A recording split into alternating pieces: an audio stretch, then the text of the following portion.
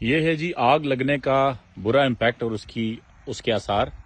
اب یہ یہاں پہ بہت سے چھوٹے چھوٹے نا خس یا سروٹ کے جو ہے نا یہاں پہ اگے ہوئے تھے.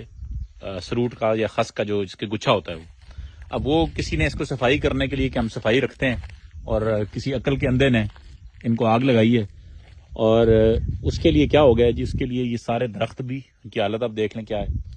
اور پھر اس کے ساتھ ساتھ یہ آگ اب یہ اتنی جگہ پہ پھیلی ہے، وہ حد نظر پھیلی ہے، اور کرتے کرتے اس نے اس طرح کے پودوں کو بھی ساتھ لپیٹ میں لے لیا ہے. کھجور کے پودے اور اس طرح کے آرنامنٹل پلانٹس بھی تھے. تو اب اس میں آپ کو ذرا میں سمجھنے کے لیے بتاتا ہوں کہ ان خس کے گچھوں کے درمیان پرندے ہوتے ہیں، اس میں کیڑے مکوڑے ہوتے ہیں، اس میں بے شمار قسم کے حشرات ہوتے ہیں. ان سب کو جلا کے راکھ کر دیتے تھے ہم لوگ.